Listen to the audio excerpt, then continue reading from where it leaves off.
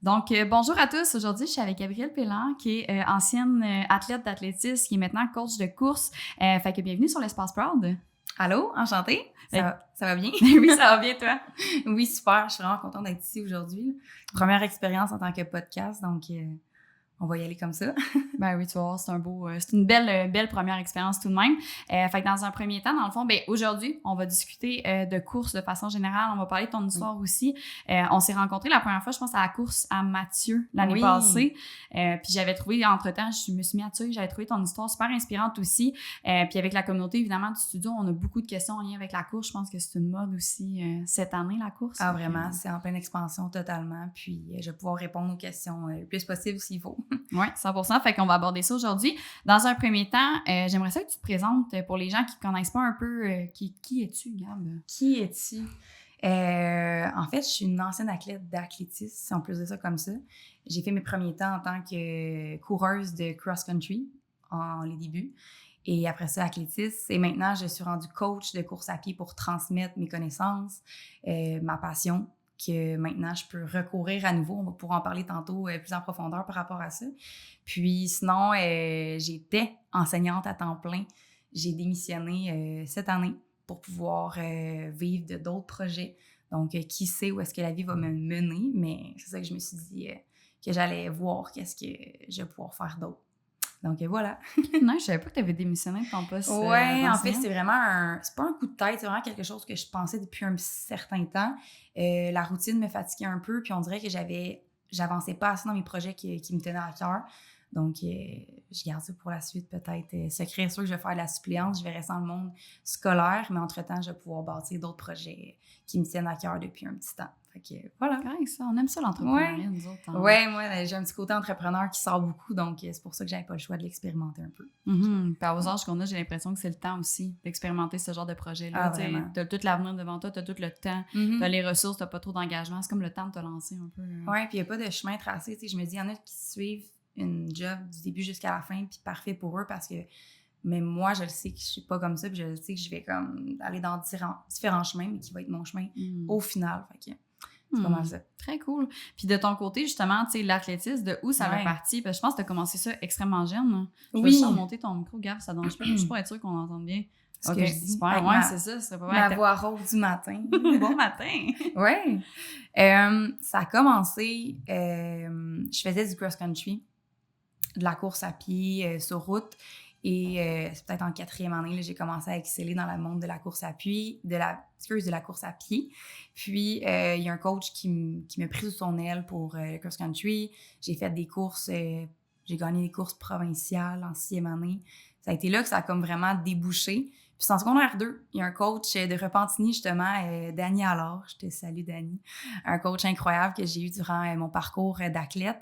Il m'a pris sur son aile dans son équipe d'athlétisme. Il voyait du potentiel en moi. Suite à un provincial de cross-country. Oui, c'est ça. Donc, j'ai commencé comme ça, au niveau de l'athlétisme. Puis au début, je savais pas trop quelle distance j'allais faire. 2000 mètres, 1500, 1200, 800. Puis, tranquillement pas vite, on a trouvé ma discipline qui était le 800 mètres sur piste. Donc, c'est 2 tours de piste, là, c'est 2 tours de 400 mètres.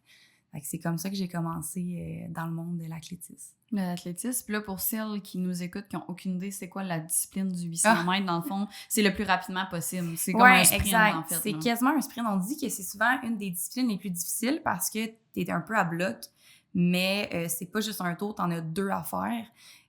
Donc, c'est pas mal ça qui t'essaie le plus possible d'aller le plus vite pendant 2 tours de piste. Ouais, fait que j'avais plus des fibres aussi rapides. Puis là, de transformer tout ça en longue distance, ça a été difficile pour moi aussi parce que les longues distances, j'aimais pas vraiment ça quand plus en plus que je vieillissais. Là, les cross-country devenaient plus longs. J'étais comme, c'est long. À comparer d'un 800 mètres, c'est moins d'un kilomètre, là, on s'entend. Donc, mais ouais, j'aimais beaucoup travailler en vitesse puis en puissance des entraînements. C'est ça. Puis là, au fil de tes années, tu sais, ça, on se porte à secondaire 2, que tu as été comme recruté par le coach en question. Puis au fil des années, comment que ça a évolué jusqu'à, mettons, ton entrée au cégep secondaire 5? Dans quel sens? Au niveau des compétitions? Attends, là, ça devient plus rock'n'roll parce que j'ai eu beaucoup d'embûches aussi au travers mon expérience d'athlétisme. Mais si j'essaie de faire ce cours pour pas trop bifurquer à gauche puis à droite, j'ai commencé en secondaire 2, puis j'ai vite évolué sur la chaîne québécoise. Bref, j'ai été souvent dans les top 3 au niveau du Québec, aux 800 mètres. En 2012, je pense que j'étais en secondaire 3, il me semble. On dirait que les années sont loin. J'ai gagné les Jeux du Québec. Okay. J'ai fait un record des Jeux aussi à ce moment-là. Ça a vraiment été un beau moment. Là. J'ai comme une vidéo en tête à chaque fois que je parle des Jeux du Québec. Justement, toute ma famille était sur le bord de la piste pour m'encourager. Puis toutes mes amies, dans le fond, j'ai joué aussi au soccer avant. J'ai joué longtemps dans le 3 au soccer. On a gagné le championnat canadien. Bref, une autre passe de ma vie, qui est très sportive en passant, comme on peut voir. Puis, oui, ça a été un beau moment. Donc, Jeux du Québec, ensuite de ça, j'ai continué à performer. Il y a certains moments que j'étais blessée. Donc, une saison, j'étais blessée. Une autre saison, je faisais un PB, donc Personal Best, aux 800 mètres. Après ça, j'étais blessée. Donc, j'ai eu plusieurs blessures au travers de tout ça. Mais après ça, en secondaire 5, j'ai fait les qualifications pour les Jeux olympiques jeunesse à Miami. Donc, j'ai été dans le top 3 au Canada à mon âge. J'avais quel âge à ce moment-là? J'avais 16 ans, je pense. Puis c'est après ça que ça a continué. J'ai eu des petites courses encore, personal best, etc. Puis ça s'est arrêté pour moi début université. Tout simplement, ma carrière d'athlète là, en tant qu'athlétiste s'est arrêtée. C'est ça, on m'a diagnostiqué une maladie au pied, la maladie de Freiberg, mais ça a vraiment été long avant que je sache c'est quoi que j'avais à l'orteil. Ça a pris 1 an. Je croyais beaucoup que j'allais guérir. Je me suis dit, j'ai tout le temps eu des blessures dans ma vie. Je me disais, hey, encore une fois, je vais me relever les manches. Je vais guérir, mais non. C'est une blessure qui a comme été sur le long terme. Après 1 an, ça, j'ai su que mon cartilage était atteint. Donc là, comment ça fonctionne? Moi, c'est le 2e métatarse. Donc, à côté du gros orteil, la jonction entre mon orteil et mon pied, c'est qu'au lieu que comme vous, mon bout d'orteil soit rond, il était affaissé. Donc, j'avais de la nécrose. Puis, ça fait en sorte que quand je courais, quand je mettais mes orteils un peu comme ça faisait vraiment mal. Donc, la course était pas un sport qui fonctionnait pour moi à ce moment-là. C'est ça. Mais une année, ma bulle a comme vraiment complètement brisé. Je me suis dit, il faut vraiment que j'arrête la course. Ça a été dur pour vrai. Honnêtement, ça a été extrêmement difficile. Mais je me suis dit, regarde, il y a d'autres choses qui m'attendent. Je vais essayer de me trouver autre chose pour me redécouvrir. Puis là, ça fait 1 an que je peux recourir à nouveau. Mais j'ai tout le temps des gros souliers à plateforme. J'ai pas le choix à cause pour pas que mon oreille ait d'impact ou ait de blessure. Mais des fois, la douleur sort quand même. Ça reste que j'ai quand même une maladie au pied, mais bon, c'est pas mal ça. Fait que là, je sais pas, comme je te dis, je saute du coq à l'âne complètement. Mais non, c'est bien correct. Mais de ton côté, quand, mettons qu'on vient à la partie à Miami, t'as-tu eu la chance d'y aller? Ou t'étais blessée à ce moment-là? Non, moi, en fait, je suis allée à Miami faire les qualifications. Okay. Les qualifications pour les Jeux olympiques jeunesse étaient à Miami. J'ai fait, dans le fond, on était 5 Canadiennes. Contre, bref, c'était toutes les filles au niveau panaméricain. Là. Je courais contre des filles du Costa Rica, des filles du Mexique, États-Unis, etc. Et ça a été une expérience extrêmement enrichissante, mais extrêmement difficile aussi parce que j'ai zéro bien performé là-bas. Ça a été complètement... il faisait chaud, il faisait 42 sur la piste. J'ai couru, c'était l'hiver, c'était en février. Donc, l'hiver, il fait froid ici. On s'entraîne à l'intérieur, dans des gymnases. Je ne m'entraînais pas sur une piste de 400 mètres intérieure. On n'en a pas ici. J'allais des fois au Centre Claude Robillard parce que c'était une piste de 200 mètres. Mais j'étais encore au secondaire, fait que c'était difficile des fois d'y aller aussi. Là. Mais c'est ça, ça a été... j'ai fini dernière, dans le fond. Okay. Ou avant-dernière, je pense. Je veux juste plus m'en souvenir parce que c'était vraiment dur comme course. Ça faisait tellement chaud. Mais ça a été très enrichissant pour la suite de mon parcours par après. Okay, ouais. Représenter le Canada quand même. Le Canada. Je dis souvent A à la fin. Mais ça a été une belle expérience pour moi. Puis je voulais le refaire, mais bref, les blessures ont fait en sorte que j'ai pas pu représenter une autre fois le Canada dans une course. La vie t'a emmené sur un autre chemin aussi. Puis quand justement t'es rentrée au cégep, je pense que c'est là que tu as eu le diagnostic de ta blessure. Puis tu t'étais qualifiée aussi pour courir universitaire, dans le fond. Tu me disais avant qu'on commence à enregistrer, non? Oui, exact. C'est vraiment quand que, je suis rentrée à l'université. J'avais été invitée dans l'équipe. J'avais reçu toutes les jerseys, camisoles, coton watté, quoi que ce soit du club. Puis j'ai même pas fait un entraînement. Je me suis blessée tout bonnement contre un cogne de chien. C'est bizarre, hein? Ouais. Dans le fond, c'est comme une maladie que j'avais en moi, mais cette maladie-là, elle se développe lors d'un traumatisme. OK. Puis j'avais mon ordi, ma coloc, dans le temps, elle avait un Chimera, puis un gros cogne. Tu sais, qu'est-ce qu'on met? C'est la nourriture qu'on met dedans, mais je pense que c'est le plus gros. Là. J'en ai plusieurs à la maison. Non, c'est des ça. cognes. Ouais, c'est très pratique pour les chiens, mais quand tu es nu-pied puis tu vois pas le cogne, je m'en allais de mon ordi, puis je marchais quand même vite, puis je l'ai cogné. Mon ongle d'orteil est devenu mauve en 15 secondes. Puis j'avais une douleur. Je me suis dit, les orteils, ça prend 2-3 jours. Après ça, t'es correct. Je me cogne souvent les orteils. Là. Je suis vraiment maladroite par rapport à ça. Après 2-3 jours, j'avais encore des douleurs. Puis là, ça persistait. Je dis, OK, je vais me mettre une botte. Je vais mettre une botte pour limiter les impacts. Puis c'est comme ça que ça a commencé, que j'ai été diagnostiquée avec cette maladie-là, comme 6-7 mois. C'est pas un an après. Ça a été long le processus, mais j'ai essayé de vouloir guérir, mais des fois, on peut pas tout contrôler. Donc, c'est ça. C'est une belle épreuve de lâcher prise. Puis de... Ah ouais, c'est difficile par contre. C'est difficile quand que tu vois tes coéquipières de course continuer à performer, puis tu te dis, hey, je fais les mêmes temps qu'elles, puis là, en ce moment, je peux juste pas m'entraîner, je peux juste pas performer. Je l'avais trouvé dur sur le moral par rapport à ça.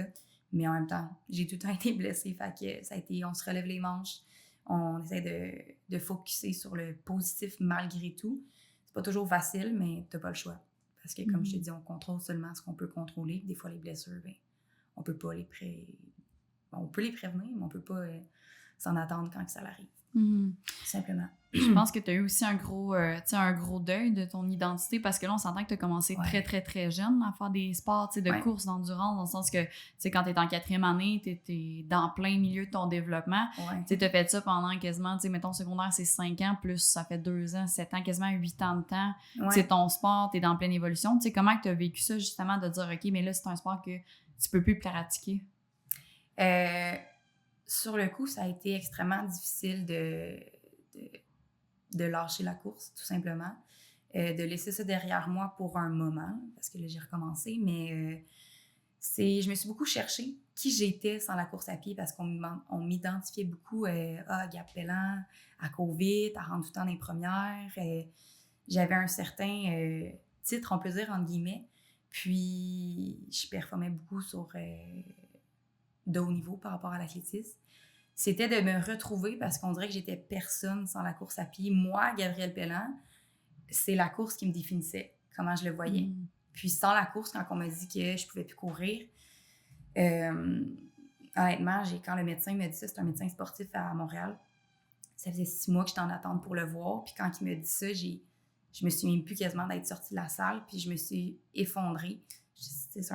J'étais sur le gazon, juste à côté de l'hôpital, puis j'ai resté peut-être 1 heure, 2 heures à juste être là, puis à dire, OK, une partie de moi, et là, j'ai comme la voix qui shake, mais c'est comme une partie de moi qui s'est vraiment comme délaissée, on peut dire.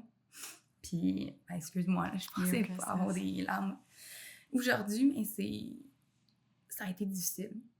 Ça, c'est sûr et certain. Puis, tu sais, on s'en rend pas compte sur le coup parce que t'es comme, OK, je vais faire autre chose de ma vie, je vais me trouver une autre passion. Mais quand ça fait partie de toi depuis que t'es jeune, puis que c'est un peu ton identité, de te retrouver une autre identité, c'est ça qui a été difficile, je pense, par rapport à ça. Puis, c'est pas mal ça. Excuse-moi, là, il n'y a aucun stress.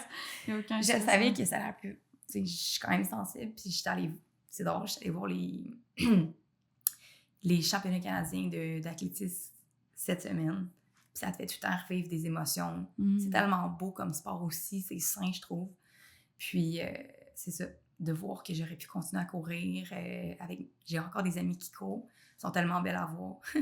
Puis, c'est ça. Hey, j'ai la voix qui est encore plus rauque à cause que j'ai... À cause des émotions. Oui. Mais oui, c'est d'être capable de te retrouver, tout simplement. Ça a pris du temps, mais j'ai été capable. Je pense que j'ai quand même été forte malgré tout là-dedans. Puis de pouvoir coacher aussi, de pouvoir transmettre ma passion, ça a beaucoup aidé parce que je voyais un peu, je me voyais dans mes athlètes, je me voyais comme, tu sais, quand ils performaient, j'étais fière d'eux, comme si c'était moi, on va dire. Fait que non, ça a été vraiment enrichissant pour moi de coacher, de faire autre chose, justement, de transmettre ma passion, puis de justement me trouver une autre identité, donc coach. Ensuite de ça, je suis tutrice aussi, en fait. Je faisais de l'aide aux devoirs. Ça aussi, j'allais chercher que, j'aide des gens, j'aime aider les élèves à mieux performer à l'école, etc. Donc, j'étais allée me chercher plein d'autres, on va dire, choses, trucs pour me retrouver. Que j'étais pas rien sans la course. J'étais quelqu'un, tout simplement. Ouais. Puis qu'est-ce qui t'a amené à vouloir justement, tu sais, coacher? Parce que là, aujourd'hui, t'en fais comme une profession, une passion. Oui, un peu à côté, mais un bel à côté. Justement, tu sais, qu'est-ce qui fait que tu t'es dit, bon, ben là, je peux plus, moi, m'accomplir dans ma carrière d'athlète. Veux pas, t'as comme une série d'opportunités qui s'offrent à toi, même si c'est une porte qui se ferme, ça reste qu'il y en a plein d'autres qui s'ouvrent aussi parce que faut que tu choisisses, tu sais, évidemment, un nouveau chemin. Et pour qu'est-ce qui t'a amené à te diriger vers ça? Vers le coaching? Oui. Premièrement, je pense que c'est... dans mon coin à Joliette, il n'y avait absolument rien par rapport juste à la course à pied. Il y avait un club de triathlon, mais par rapport à la course, il n'y avait rien. Donc, je me suis dit, regarde, je pense que c'était à 16 ans que j'ai bâti mon club, le club Blanc et Or de Joliette. OK. Ouais, à 16 ans, t'as commencé à 16 ans. Mon père m'a beaucoup aidée. Là. C'est mon père qui me dit, hey, pourquoi tu fais pas ça? Puis ça mijotait dans ma tête. Puis tranquillement, pas vite, je me suis dit, regarde, je me lance. J'ai commencé avec 15 athlètes. Après ça, l'année d'après, ça a été 30. Après ça, 45. Ça montait à chaque année. Puis après ça, je coachais juste les enfants au début. Alors ça, j'ai fait un groupe d'adultes.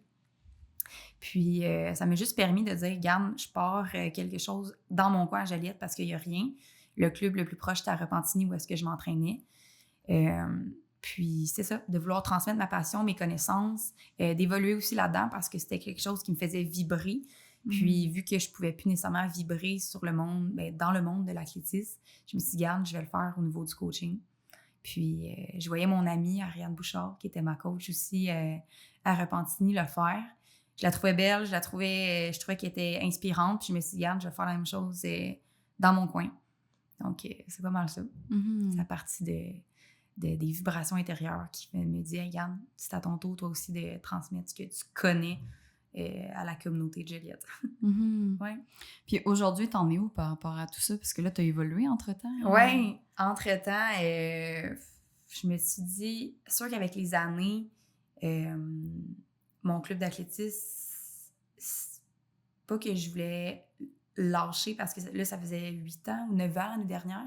Cette année, j'ai dû arrêter parce que de un, la piste d'athlétisme où est-ce que j'entraînais mes athlètes est en rénovation. Puis, on n'a vraiment pas d'installation du tout à Joliette pour courir. Donc, j'ai mis un frein pour cette année. Je me suis concentrée aussi sur mon nouveau site Internet de plans de course. Donc, j'ai monté plein de plans de course déjà faits, donc sur différentes distances, un peu un clé en main. Que le monde peut aller. Soit ils peuvent en prendre un personnalisé ou la distance qu'ils veulent. Et c'est ça. J'ai d'autres projets par rapport à ça. On dirait comme on s'en est parlé tantôt, le côté entrepreneur. Des fois, quand que tu continues quelque chose, tu veux trouver autre chose de différent pour continuer à avancer. Mais là, c'est ça. C'était une plateforme en ligne que je voulais lancer. Puis, c'est sûr que je vais continuer coach un jour au niveau la course à pied, mais pour l'instant, c'est plus ça qui m'appelait. Puis je fais aussi le 6e Club, je suis ambassadrice du 6e Club à Joliette. Ça aussi, c'est le chouette, le matin, ça commence bien la journée, on est un petit groupe, puis c'est ça. Fait que on verra où est-ce que la vie me mène par rapport au coaching, mais c'est sûr que je vais continuer éventuellement dans ce domaine-là. Puis de ton côté, tu sais, j'imagine que tu dois avoir des débutants aussi qui commencent, à courir sans que ce soit des athlètes. Tu sais, normalement, avec ces personnes-là, nous, on parle beaucoup de femmes dans notre niche à nous. Mais de ce côté-là, qu'est-ce que tu recommandes pour quelqu'un qui débute justement à la course? C'est une question qui m'est souvent posée. C'est sûr que quand la personne est débutante, elle n'a jamais couru de sa vie. Puis que là, elle m'écrit « Ah, j'ai essayé de faire un 5 km, ça fonctionne vraiment pas, je suis pas capable de progresser. » Mais je leur dis « Pourquoi vous commencez pas aux bases, tout simplement, de commencer à la marche, à faire ça marche-course, etc. » Donc, de diminuer. Je sais que ça peut être redondant ou ça peut être plate de commencer par de la marche et de la course, mais ça permet de progresser, puis de justement pas te décourager. Tu commences, je te donne un exemple, tu fais 3 minutes de marche, 30 secondes de course. Tu fais ça 4 fois. Après ça, tu vas diminuer ton nombre de minutes de marche pour augmenter tes minutes de course pour éventuellement, avec le temps, pas après une semaine, parce qu'il y a du monde qui veut des résultats rapidement. Hein? Puis, tranquillement pas vite, c'est que la course va s'installer tout simplement. La course, ça continue 5 minutes, 10 minutes. Et c'est d'augmenter pour être capable après ça d'aller chercher plus de millage avec le temps, tout simplement. Fait que ça serait vraiment marche-course pour commencer. Puis si toutefois la personne est déjà active, puis elle veut commencer la course, bien sûr, je ne vais pas te dire commence avec un 10 km. T'sais, le monde, ils veulent tout le temps aller plus haut. Ils voient ça aussi, de se comparer sur les réseaux sociaux, ça peut être vraiment nocif. Parce qu'on voit, il y en a, j'ai fait un marathon, un demi, etc. Mais compare-toi à toi-même. Vas-y aux bases de toi que tu es capable, puis après ça, évolue pour atteindre des objectifs que tu vas te fixer, qui sont réalistes, évidemment. Okay, c'est ça. Je pense qu'il y en a aussi de plus en plus des femmes qui... tu sais, moi, j'ai des clientes qui partagent beaucoup sur les réseaux sociaux, justement, qui appellent ça des slow runners, mais tu sais, dans le sens que, tu sais, ça va être beaucoup des athlètes ou des gens qui courent de façon relativement rapide qui vont partager ça sur les réseaux sociaux. Mais on dirait que quand tu as un pace qui est soit plus lent ou tu fais des plus petites distances, j'ai l'impression que le monde le partage moins, mais c'est que ça représente pas la majorité, mettons, des personnes qui courent, parce que si c'est que les meilleurs, entre guillemets, qui partagent leur pace ou leurs résultats, mais ça fait que, veux pas, ça amène une image qui est peut-être pas le standard de base de la moyenne des femmes, je peux le dire de cette façon-là, dans le sens où si c'est tout le temps les meilleurs qui le partagent, bien, celles qui commencent, ça met une énorme pression, justement, de performance, d'atteindre ce niveau-là. Alors qu'effectivement, tu sais, il y en a tellement de femmes qui courent, marchent, puis qui sont pas rendues à 5 km en continu, puis tu sais, c'est tout le temps valide. Je veux dire, c'est pas parce que tu cours pas des demi-marathons que t'es pas une coureuse. Exactement. Ah, c'est tellement une belle phrase. Puis, on le voit souvent sur les réseaux sociaux. Tu peux courir dès que tu cours 1 kilomètre, tu es une coureuse. C'est dans le sens que tu n'as pas besoin d'atteindre des faux standards par rapport à la course à pied. Puis là, vu que la course est en expansion, je vois de plus en plus des femmes débuter la course à pied, puis mettre leur temps, mettre leur millage qu'ils ont fait.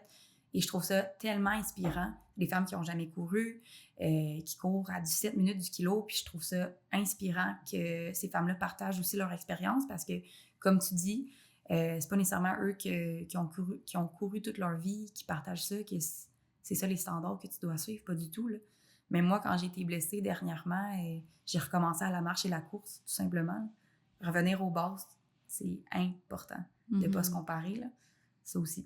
Oui, je pense que c'est facile à dire aussi, dans le sens que c'est très facile à dire, il ne faut pas se comparer, mais tu sais, c'est quand tu arrives sur devant tes réseaux sociaux, après ça, c'est d'avoir une certaine capacité de discernement. Puis, tu sais, moi, j'en ai beaucoup avec mes clientes, j'aurais dit, tu sais, fais juste arrêter de la suivre, la personne, ou tu sais, fais juste masquer.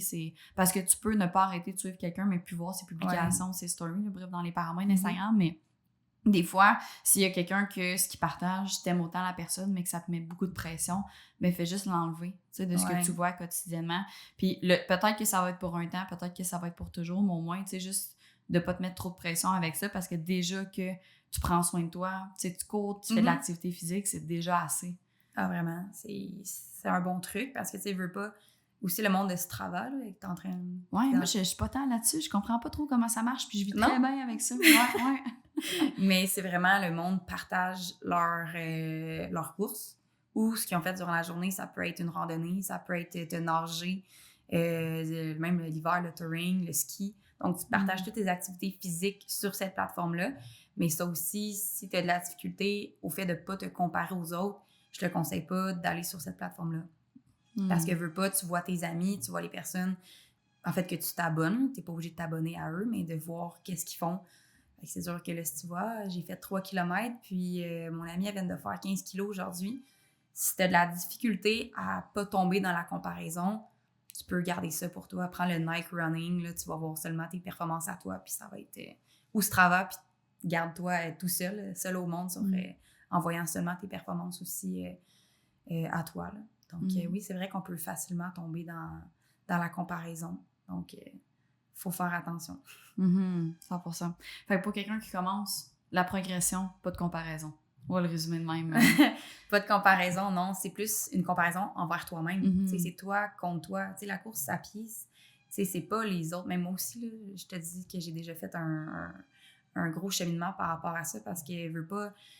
C'est facile de tomber, de dire « Ah, cette fille-là, on court pas mal pareil, mais là, aujourd'hui, elle a fait telle distance, puis moi, je suis pas rendue là, ou quoi que ce soit. » C'est de dire « OK, regarde, la semaine passée, j'ai fait ma plus grande distance, j'ai fait 6 kilos. Et cette semaine, je vais essayer de faire soit la même chose ou 7, un de plus. » Donc, c'est de te comparer tellement à toi-même. Et une fois que tu tombes là-dedans, tu es capable de respecter un peu plus ce mindset-là. Je pense que c'est là que tu commences à progresser puis à aimer courir davantage puis à aimer juste augmenter des fois même de 2 minutes de 1 kilo. Une progression lente, plus. C'est vrai. Non, je relate beaucoup à ça. Ou des fois, c'est de courir la même distance, mais un mois plus tard, puis de dire comme, hey, c'était beaucoup plus facile. Ouais, tu sais, que quand la première fois que j'ai couru, que j'étais à bout de ma vie, là, tu cours, genre ton premier 7 kilos, ton premier, tu sais, au-dessus de 10 kilos, là. En tout cas, pour moi, mon premier au-dessus de 10 kilos, ça a été tout qu'un défi. Puis là, tout le long, j'étais comme, je me battais contre moi-même dans ma tête. Puis là, j'en ai recouru un récemment, j'étais comme, hey, j'ai eu du plaisir. C'est juste ça, c'était quand même un gros gap de progression aussi, là. Mais c'est beau, ça, tu sais, de voir que de la première fois, t'étais comme, OK, je me suis parlé mentalement, ça a été difficile, puis par après, tu le fais, puis tu vois que hey, finalement, j'étais capable, puis j'ai aimé ça, faire ça. On voit un monstre, que la course à pied, ça peut être super difficile. Le monstre est comme, je courrai jamais de ma vie, mais tu sais, si tu y vas doucement au début, si tu commences progressivement, tu vas peut-être aimer ça.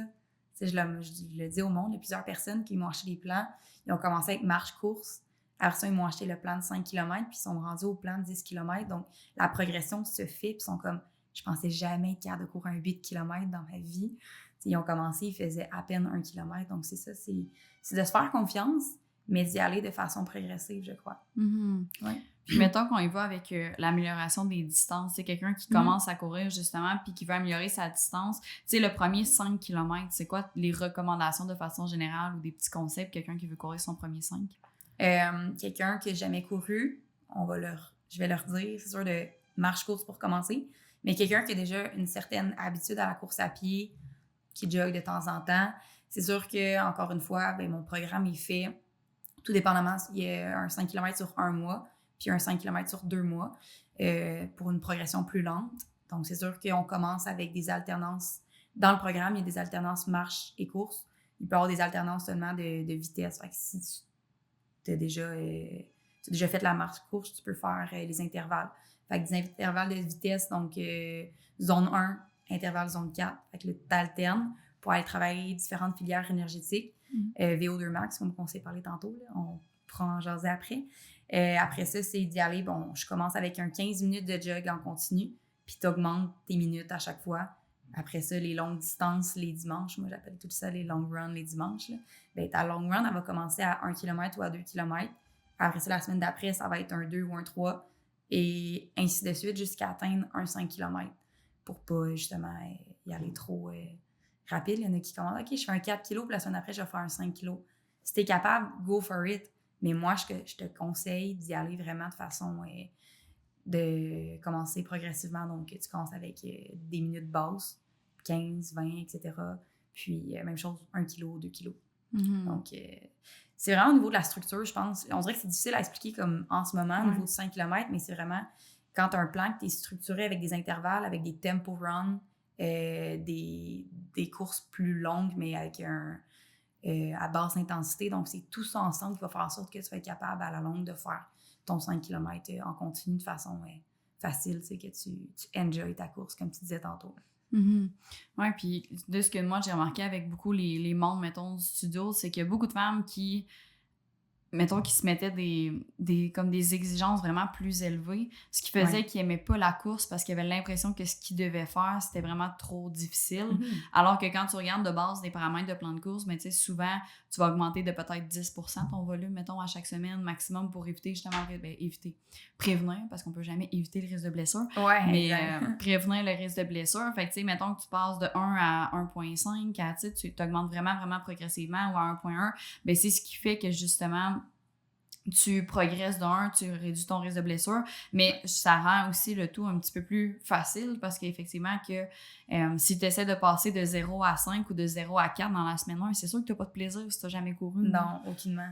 Alors, c'est ça, c'est d'y aller de façon, tu sais, doucement, on peut dire. Tu sais, d'écouter son corps aussi. Ça aussi, c'est un point qui est important parce qu'il y en a qui n'écoutent pas leur corps, puis ils vont vraiment de façon rapide. « Ah, je vais aller à 4,30 du kilo. Hey, wow, je t'ai demandé un jogging. Vas-y en jogging pour enjoy ta course avec des basses fréquences pour justement pouvoir t'améliorer aussi avec ça. » Fait que non, pas mal ça. Puis quand on passe de 5 à 10...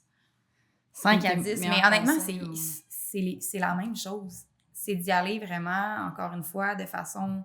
On dirait que je dis tout le temps ce mot-là, progressif, là, mais c'est avec le temps. Le temps va t'aider justement à avoir ton 5 km puis d'augmenter progressivement jusqu'à 10 km, tu sais, d'avoir une structure, d'être capable d'avoir des intervalles. C'est sûr que tes intervalles, si tu fais un 5 km puis si tu t'en vas vers un 10, mais tes intervalles vont être plus longs. Tes intervalles de minutes, tes intervalles de distance vont être plus longs. Tes minutes en continu aussi. Donc, c'est d'augmenter tout ça dans le plan de course, tout simplement. Mais c'est sûr que je recommande au monde d'avoir un plan structuré parce que le monde, des fois, ils font un peu du n'importe quoi. Puis c'est là qu'ils se découragent parce qu'ils voient « Ah, finalement, j'ai zéro progressé. » Mais c'est sûr que si tu ne vas pas de la bonne façon, il y a une façon de faire aussi, là, comme dans n'importe quoi. Là. Si tu ne fais pas une recette comme il faut, à la lettre, tu mets trop de sel ou quoi que ce soit dans ta recette, puis que finalement, ça ne fonctionne pas, bien, si tu suis la recette, ça va peut-être aller mieux. Mais c'est un peu comme le gym, comme n'importe quoi, dans le sens que si tu vas au gym, tu essaies de lever 300 livres en partant, mais puis que ton corps n'est pas capable, tu te décourages, ben, automatiquement, t'es allé un petit step à la fois, un petit pas à la fois dans la bonne direction. Puis y a-tu une grosse différence entre, mettons, tu sais, 0 à 5, pour moi, c'est clair, 5 à 10, quand même clair, c'est une progression, mais quand on passe du 10 au demi, c'est comme un autre game ou ça reste progressif quand même? Ça reste progressif aussi. C'est juste qu'encore une fois, les minutes, les intervalles, les distances que tu vas faire durant ton plan vont augmenter progressivement. C'est sûr que mes plans sur des demi sont faits sur 3 mois, 4 mois, 6 mois. Puis il y a des personnalisés aussi, là, si toutefois quelqu'un veut prendre un 5 mois, mais c'est ça. Il y a quelqu'un qui avait déjà un peu couru, m'a demandé un plan sur 6 mois, puis là, elle est en train de, justement, elle est rendue à son 5e mois, puis elle a dit, je trouve ça incroyable à quel point que quand c'est structuré, que c'est organisé, qu'on est capable, justement, d'atteindre nos objectifs. Puis ça aussi, d'atteindre des objectifs, tu peux te fixer des objectifs A, B, C, pour justement pas te décourager. Le monde a tendance à se fixer des objectifs irréalistes. De se dire, OK, je vais faire mon premier 5 kilos dans 2 semaines à 20 minutes. OK. Des fois, de juste comme, wow, on va te fixer des objectifs réalistes pour pour pas que tu te décourages, puis que tu prennes plaisir aussi à t'entraîner, puis à atteindre ton objectif. Tu veux pas, quand on commence dans la course à pied, le monde, oui, ils sont un peu perdus dans tout ça, mais je pense que les objectifs, moi, en tout cas, je carbure aux objectifs dans toutes les sphères de ma vie, donc de se fixer des objectifs qui sont réalistes, ça peut t'aider aussi dans ta progression. Je pense que c'est comme des milestones un peu. Tu vas dans le sens de tu y vas une étape à la fois. Exactement. Un petit un objectif coché à la fois aussi. Puis souvent, moi, j'aime bien questionner pourquoi. Tu sais, quand quelqu'un me dit je vais faire mon premier 5 km en 20 minutes, je suis comme OK, pourquoi? Mais pourquoi? Ouais, j'aime puis là, ils sont comme parce que. Je suis comme pourquoi? Si tu as un temps que toi t'as déjà fait, non, OK, mais t'as vu ça où? Pourquoi 20 minutes? Genre, t'as pris ça où? Ouais. Ah, ben, c'est une fille sur TikTok. Je suis comme OK, mais comme, est-ce que tu considères qu'en ce moment, c'est adapté à ton niveau à toi de le faire, mettons, dans 2 semaines? Puis là, elle est comme, ouais, cette fille-là, ça fait combien de temps qu'elle court? Puis, tu sais, tu sais pas, peut-être qu'elle, je veux dire, elle a peut-être, là, je dis juste ça à faire. C'est pas nécessairement que toutes les filles sur TikTok ont juste ça à faire, courir, mais dans le sens que peut-être qu'elle, elle a pas les mêmes engagements, peut-être qu'elle a pas 2 enfants, une job à temps plein, une maison à s'occuper. Tu sais, tu sais pas c'est quoi son quotidien à elle, tu sais pas c'est quoi son passé. Tu peux pas baser tes objectifs en fonction de quelqu'un que tu connais pas. Exact. Tout à fait raison. Puis j'aime ce que tu abordes parce que veux pas aussi, il y a la génétique, qu'on le sait pas, que des personnes que génétiquement, ils performent peut-être plus facilement aussi. Puis ton mode de vie, tu sais, comme tu disais, là, si t'as des enfants, si t'as une job que tu travailles énormément, puis t'es fatigué, t'as pas la même énergie que la personne qui travaille beaucoup moins que toi ou quoi que ce soit, là, tu sais, encore une fois, c'est pas d'aller dans la comparaison. Ouais. Bon point. Là-dessus. Puis justement, tu sais, au niveau de la partie pace, parce que ça, je pense que c'est un... Tu sais, on a parlé, mettons, de la partie distance, puis la partie pace, mettons, quelqu'un qui veut améliorer progressivement sa vitesse. Oui. C'est quoi tes recommandations, conseils, pistes de solutions? Première recommandation, que le monde dise, ben non, tu sais, ils ne croient pas nécessairement à ça, mais c'est courir lentement pour courir plus rapidement. Hey, ça, c'est tout qu'un sujet. Mm-hmm. J'avais hâte qu'on en embarque là-dedans. Mais c'est dur à comprendre parce que t'es comme, ben là, si je veux m'améliorer, je vais aller faire des paces plus rapides pour être capable de tenir ce pace-là, par exemple, à mon demi, à mon 10 ou juste dans mes entraînements. Mais on le voit pas jusqu'à temps qu'on l'expérimente, justement. Puis je suis la seule, je suis une des seules, pas une des seules, je suis une des athlètes que même moi, je comprenais pas, puis je faisais mes long runs beaucoup trop rapides. J'étais dans des fréquences cardiaques trop hautes. J'étais en zone 2, comme on s'est parlé tantôt, là, dans le sens que j'étais en zone 2. Puis pourtant, mes BPM étaient quand même hauts, mais j'étais confortable. Tu sais, ça aussi, c'était un enjeu. Mais je reviens au fait de courir lentement. C'est dans tes long runs on demande zone 2, que c'est zone 1 à 5, là. Bref, zone 2, c'est une des bases. Fréquences cardiaques sont plus basses, sont une zone que tu es confortable. Justement, c'est que tu vas être capable d'aller chercher ton endurance fondamentale dans ces courses-là. Tu réduis ta fatigue musculaire, tu augmentes ton millage en même temps, tu cours, fait que tu accumules des distances. Ça permet justement à ton corps d'être moins en stress constant. Là, si tu cours un 10 km en zone 2, puis tu dis, tu l'as fait en 180 de BPM, fréquence cardiaque, puis là, après ça, tu fais un 10 km en zone 2, un vrai zone 2, entre guillemets, puis tu es à 145, 150 de BPM, je te confirme que ton corps va aimer mieux être dans cette zone-là. Puis ça va te permettre après ça, de quand tu vas rentrer dans des zones plus rapides, mais ton corps, là, il va se donner à 180 BPM, mais ça va être en zone 4. Donc, ton corps va avoir l'énergie nécessaire pour performer puis avoir un pace plus rapide. C'est difficile à comprendre, là, mais... Ouais. Mais pour les zones, pour celles qui n'ont jamais expérimenté, Ouais. sont comme, qu'est-ce que c'est ça, les zones? Ouais. Tu sais, en gros, là, vous pourrez aller voir ça sur Internet ou des tableaux. Je pourrais au pire mettre dans le lien, dans le fond, dans la bio du podcast. Mais c'est qu'en gros, dans le fond, tu as tes BPM qui sont tes battements par minute. Dans le fond, qui peuvent être calculés via soit une montre intelligente, Apple Watch, Fitbit, Garmin, name it, montre Amazon à 100$, peu importe. Puis dans le fond, tu as aussi des ceintures de fréquence cardiaque qu'on peut mettre aussi en dessous de la poitrine. Puis dans le fond, c'est que ça calcule en fait les battements du cœur. Puis là, par rapport à tes battements du cœur, tu as certaines zones, dans le fond, c'est des filières par rapport à des pourcentages. Fait que souvent, on va prendre 220 moins ton âge qui va être ton maximum. Puis par la suite, dans le fond, ben, tu vas calculer tes pourcentages. Fait que mettons qu'en zone 2, tu serais entre 60 à 70. Là, je suis pas sûre de mes pourcentages, mais quelque chose dans ces eaux-là, je pourrais vous mettre le tableau si vous désirez les calculer. Puis ça vous donne pour vous. Fait que, tu sais, pour une femme de 50 ans, pour une femme de 25, automatiquement, c'est pas les mêmes zones. Fait que tu peux pas comparer aux zones de ton ami ou ta collègue. C'est vraiment ta zone à toi. Puis une fois que tu as calculé comme toutes tes zones, ben, ça permet de viser comme des BPM, dans le fond, selon l'intensité un peu de ton workout, dans le fond, de ta course. Fait que si on dit, OK, ben, tu fais un 10 km en zone 2, ben, il faut que tu tiennes entre X BPM et Y BPM. Fait que ça se calcule justement via ta montre. Parce que nous, au studio, on utilisait beaucoup aussi l'échelle de perception de l'effort, comme je te parlais tantôt, l'échelle de Bog. Puis ce qui arrivait, c'est que des fois, j'avais des clientes qui étaient, mettons, l'échelle de perception de l'effort, là, en gros, c'était une échelle de 1 à 10. Puis là, mettons, tu as certains chiffres qui veulent dire certaines choses. Fait que c'est, mettons, je suis capable de parler, je suis capable de parler avec essoufflement, je fais du bruit à la respiration. Fait que ça, c'est comme un autre signe, sauf que c'est très subjectif. Puis tout ce qui est très subjectif, c'est que quand même, un plus haut risque d'erreur. Ce que je veux dire par là, c'est que c'est ta propre perception, mais ma perception, la tienne, celle de Gaétane, ça sera pas la même automatiquement. Ce qui nous amène à utiliser parfois les ondes qui nous permettent d'avoir quelque chose qui est plus objectif, même si c'est pas la vérité absolue, parce qu'il n'y a rien qui est la vérité absolue, mais ça nous permet de voir un peu justement, OK, bon, ben, mettons que je suis en zone 2 puis que mon niveau, mettons, de perception de l'effort est très bas. De façon générale, tu sais, ça va bien, mais il y a certaines femmes qui vont être en zone 4 puis leur échelle de perception de l'effort va être aussi super bas, ce qui les amenait à se donner trop dans une course qui devrait être très bas en BPM. Oui, je peux dire de cette façon-là. Non, c'est super intéressant, puis faut pas négliger le fait de travailler selon les zones aussi, là. Et les BPM, c'est juste qu'il y a du monde, des fois, quand justement, ils achètent un plan, ils sont un peu perdus, puis c'est normal parce que c'est difficile aussi de trouver ses paces selon les zones de course et les BPM. Donc, c'est comme un mélange de tout. Mais tranquillement, pas vite, justement, mes athlètes, quand ils achètent des plans, là, ils me questionnent souvent par rapport à ça. Puis, je les aide aussi dans leur progression pour qu'ils puissent vraiment trouver.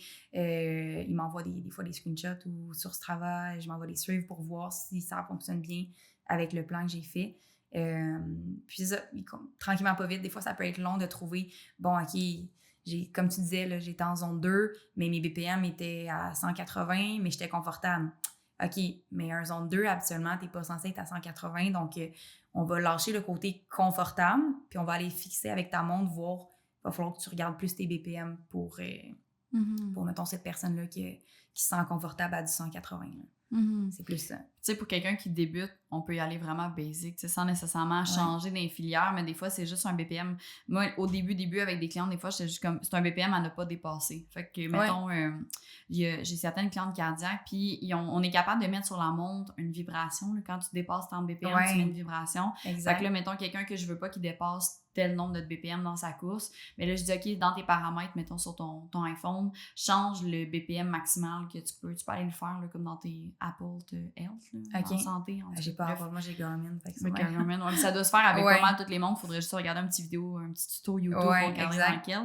Mais bref, tu peux la faire vibrer quand tu vas trop vite. Fait que des fois, ça peut être intéressant si toi, t'as pas envie d'être tout le temps dans les chiffres. Tu sais, t'as envie de courir juste pour courir, te faire du bien. Exact. Mais en même temps, tu veux quand même performer jusqu'à un certain point puis ton corps a une bonne récupération, ben tu fais juste le mettre à vibration. Fait que quand tes BPM sont trop hauts, ta montre te fait juste vibrer. Fait que tu fais juste ralentir un petit peu. Puis là, tu restes dans une zone qui est confortable. Fait que ça peut être une idée aussi si tu veux pas trop te casser la tête avec ça. Mettons. Exact. Non, c'est une bonne idée parce que tu veux pas, on regarde quand le monde aussi associe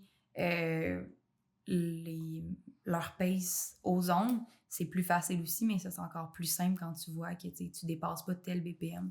Ça peut être c'est une solution. Je note. une des solutions. Des fois, on se développe des trucs. Parce que nous autres, on a beaucoup de femmes qui veulent pas nécessairement, tu parles dans la performance, les chiffres, parce que des fois, ça peut devenir... tu sais, la course de base, c'est tout le temps de revenir à pourquoi tu fais ce que tu fais. Tu sais, si toi, tu cours pour te faire du bien, parce que ça te fait prendre l'air, tu prends du soleil, ça te fait sortir, ça te fait bouger...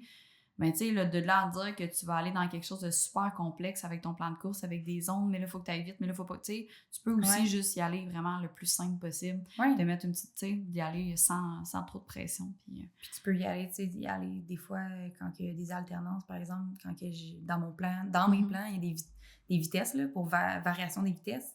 Tu sais, quand il est écrit zone 2 ou zone 1, zone 4, tu sais, tu peux y aller aussi de façon, bon, je vais y aller lentement. Puis après ça, je vais aller plus rapidement. Tu sais, j'ai de mettre des chiffres à chaque fois. Je pense juste que pour certaines personnes, ça l'aide. Mais tu peux aller aussi easy going. Pas besoin que ça soit encore dans les chiffres. Ouais, mais il y en a qui aiment ça savoir aussi. C'est comme un... Moi, je suis quelqu'un de très curieux. Fait que dans ma course, on dirait des fois, je trouvais ça dur, mais je comprends que je trouve ça dur parce que je cours, mettons, 11 kilos en zone 4. C'est sûr que je trouve ça raide, puis que 2 jours après, je suis encore fatiguée de ma course, mais veux pas... C'est pas adapté, mais c'est en comprenant des fois que ça nous amène, même si des fois les chiffres, ça va mettre une pression, mais des fois les chiffres, ils vont nous enlever de la pression parce qu'on est comme, je me demandais trop par rapport à ce qui m'était demandé de base selon mes paramètres. Puis, comme tu disais, de courir 11 kilos en zone 4, le monde dit j'ai pas aimé ça, j'ai trouvé ça difficile ou quoi que ce soit, mais c'est pour ça que quand tu cours plus lentement, mais après ça, tu vas être capable d'atteindre une vitesse plus rapide sur du long terme. Puis on le voit, là, j'ai des athlètes que leurs 5 km, ils faisaient peut-être, je te donne un chiffre approximatif, en 5,45 du kilo. Puis ils trouvaient ça quand même difficile. Puis après 2 mois, ils sont rendus à 5,15 puis ils sont comme « Hey, my God, j'aime ça, je trouve ça bien, puis je me sens bien. » Puis ils ont respecté justement les zones de course puis les BPM plus bas quand que je leur demandais des long runs plus à basse fréquence cardiaque. Puis là, c'est une question qui n'était pas dans notre planification, mais c'est une grande question existentielle. Les sacs de course, là. Tu sais, les vestes de course. D'hydratation. Est-ce qu'il y a une police de ça, comme de quoi qu'on a quand tu fais pas plus que 10 kilos? Ça, là. c'est tout qu'un sujet d'existentiel. C'est plein de choses, parce que c'est drôle qu'on en parle, parce que, tu sais, des fois, je partais à la course avec ma veste, puis ça arrive, des fois, je vais juste faire un 5, un 10 ou quoi que ce soit, ou même des fois un 4, là, peu importe. Puis je prends ma veste pour moi, je suis quelqu'un qui a besoin d'eau quand que je cours, d'électrolytes, quoi que ce soit. Mais il y a pas de règle. Je comprends pas ça sur TikTok. Du monde qui commente « Pourquoi tu prends un gel si tu fais juste 7? » Hey, c'est mon alimentation. Aujourd'hui, j'ai manque de sucre dans mon quoi que ce soit. Si je le prends après 2 kilomètres, je le prendrai après 2 kilomètres. Il n'y a pas de règle non écrite. Oui, durant une longue course, après, à chaque 35 minutes, c'est important d'aller chercher des glucides pour pas nécessairement cramper durant tes courses, pour avoir l'énergie nécessaire pour continuer dans tes long runs. Mais qui a dit que tu peux pas prendre de petits gummies ou de petits gels après 2 kilos, 3 kilos? Si tu as besoin d'énergie, prends-en. Le monde qui sont en train, puis même, tu sais, pour les vestes, on revient aux vestes, là, il y en a qui traînent leur sel, il y en a qui traînent, tu sais, t'as soif, il fait chaud, il fait 28 dehors. Peu importe, là, t'as le droit de... Mais ça, c'est tout le temps, il va toujours avoir des choses que le monde va juger, peu importe, là, c'est notre communauté. Hein. Ah, mais ça, je pense que c'est à la mode, les vestes. Mais moi, si ma veste, ça m'a coûté 200$, même si je vais faire 3 km, je vais la porter. Il faut la rentabiliser, cette veste. Non, c'est ça. Je sais pas laquelle que t'as, mais ça aussi, tu sais, dans le sens que l'été, j'ai chaud, moi, avec ma veste. J'avais pris la Salomon pour la trail, parce que c'est ça, maintenant, je fais de la trail. Là. On a comme évité cette question, mais je peux courir depuis 1 an avec des souliers à plateforme extrêmement épaisses. Et je me suis tournée vers de la longue distance. 30 kilos en trail. Je vais en faire un marathon en trail dans le Maine. OK, très cool. Moi qui faisais du 800 mètres, disons que c'est un je me sors. Ouais, mais j'ai essayé de comprendre pourquoi. Puis je pense que cette semaine, j'ai une illumination. Ça se dit illumination. Oh, ouais. Je me demandais si c'était long comme mot. Au niveau de l'athlétisme, vu que je performais de haut niveau, j'étais souvent, mettons, on va dire, dans les premières, quoi que ce soit, j'avais une certaine adrénaline que j'avais à l'intérieur de moi. J'étais pas quelqu'un qui sortait, j'étais quelqu'un qui suivait son plan de match, puis j'aimais ça. Là. C'était pas un sacrifice pour moi. J'aimais être structurée pour pouvoir performer. Puis ça me donnait de l'adrénaline de performer de haut niveau, puis rentrer dans les tops au Québec. Là, vu que j'ai plus cette adrénaline-là, je sais pas, tout bonnement, je me suis dit, garde, je vais aller faire un 30 kilos en trail. Parce que là, je pouvais recourir. Puis, je me suis dit, je vais sortir de ma zone de confort pour retrouver pour essayer d'accoter l'adrénaline que j'avais en athlétisme. Puis, je pense que ça fonctionne. C'est pas toujours facile. Hier, j'ai fait une trail, puis je pense que j'ai sacré comme 2-3 fois, c'est pas 5-6 fois. Je trouvais ça dur, je trouvais ça intense, quoi que ce soit, mais c'est ça. Ça me sort de ma zone de confort d'une façon totalement différente que l'athlétisme. Puis en termes de douleur, t'es correct même si... Je vois une physio 1 fois par semaine. Je m'étire énormément. Avant, je négligeais complètement les étirements. S'il vous plaît, les débutants qui courent beaucoup, peu importe, les étirements ne sont pas à négliger. Étirez-vous 1 heure après l'entraînement, 1 heure à 2 heures après, pour, comme on dit, pas éviter les blessures, mais pour justement repousser ou justement, t'as utilisé un mot? Prévenir. Prévenir, j'ai aimé. Pour prévenir les blessures, ça m'aide beaucoup. Depuis que je fais ça, pour l'instant, je touche du bois quelque part, là, la table, je sais pas si c'est en bois, mais... ouais, là-bas, loin. Ça m'aide beaucoup. Donc là, mon orteil va bien, je vais bien, le reste de mon corps aussi, fait que... Ouais. Et que ça te permet de retrouver un peu cette adrénaline-là. Puis qu'est-ce qui t'a amené vers... Tu sais, c'est quoi la différence, mettons, entre une course en trail puis une course à pied plus standard? Une course sur route, je pense que c'est sur le plat, de 1. Pour moi, il y avait comme peut-être moins de challenge. Puis vu que j'étais sur le plat, dans ma tête, il fallait que je...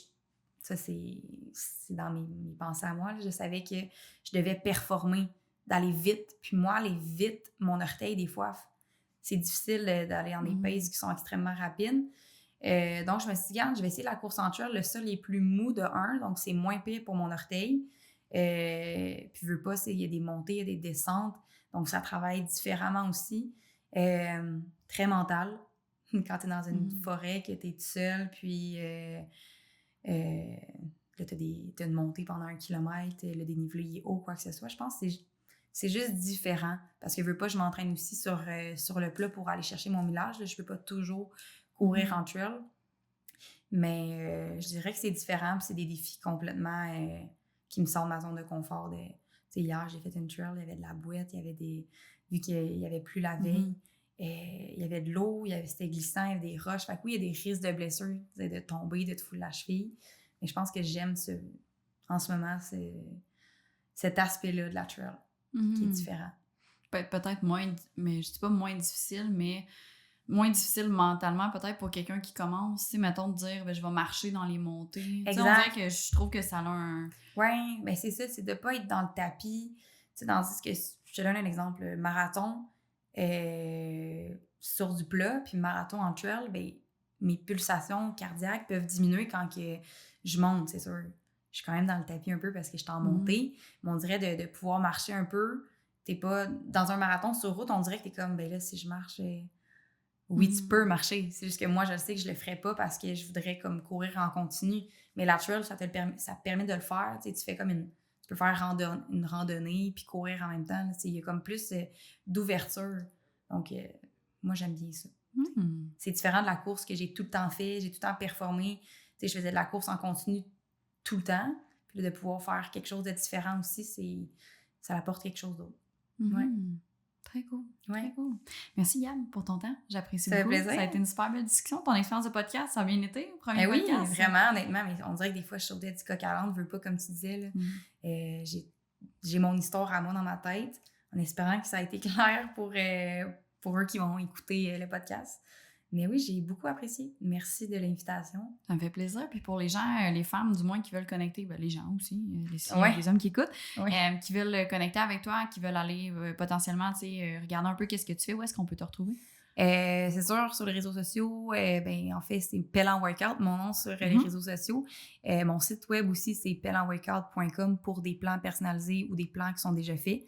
Fait que même chose, Instagram, TikTok, c'est le même nom. Toujours le même. Puis moi, évidemment, comme d'habitude, je vais mettre ça dans le lien de la description. Je mets tout le temps ça dans la description justement du podcast si jamais vous voulez connecter avec Gab. Merci beaucoup de votre écoute. Si jamais vous avez aimé le contenu d'aujourd'hui, je vous invite à laisser un délicieux 5 étoiles, soit sur Balados ou Spotify. Je me trompe tout le temps avec Shopify, mais c'est Spotify. Ça nous aide beaucoup. Le podcast est gratuit. On n'a pas de commanditaire. On le fait vraiment par plaisir, justement, de partage. Fait que ça nous fait tout le temps un énorme plaisir quand vous partagez, vous nous identifiez, vous nous laissez un petit 5 étoiles. Fait que bonne journée. Merci beaucoup, Gab. Merci.